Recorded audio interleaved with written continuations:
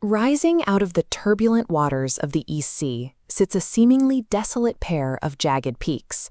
But look closer, and you will find a thriving microenvironment. Clinging to these harsh rocks is native flora, like the vibrant, resilient Dokdo aster. To Japan, this land is claimed as Takeshima, but to South Korea, it is Dokdo, a territory that serves as a deeply emotional symbol of the nation's liberation and return to self-rule after World War II. When two nations dispute a piece of land, how does the international community objectively determine who actually owns it?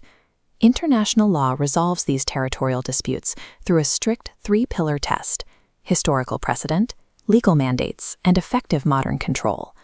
The first pillar of that test is historical precedent, and Korean records of this specific island stretch back more than 1,500 years.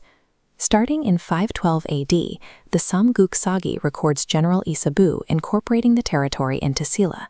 In 1454, the Sejong Silok Juriji maps the island under mainland jurisdiction.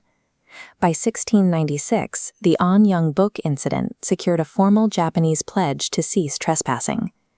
These historical markers, spanning from the ancient Silla kingdom to the 17th century, demonstrate a consistent pattern of Korean oversight over the islands.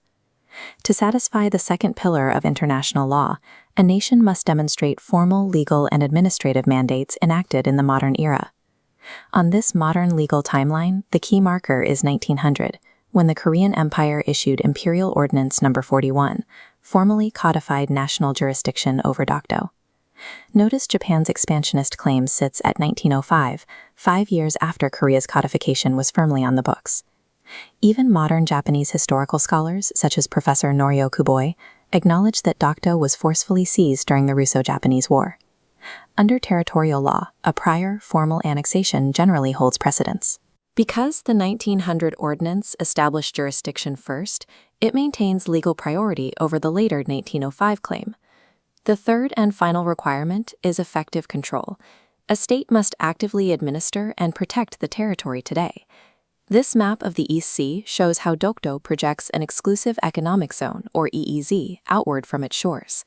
Under the UN Convention on the Law of the Sea, this grants South Korea specific maritime and economic rights in the surrounding waters. South Korea definitively reasserted these maritime rights following their liberation from Japanese colonial rule, cementing them in the 1952 Syngman-Rhee Declaration. Active use is physically built into the rock face today.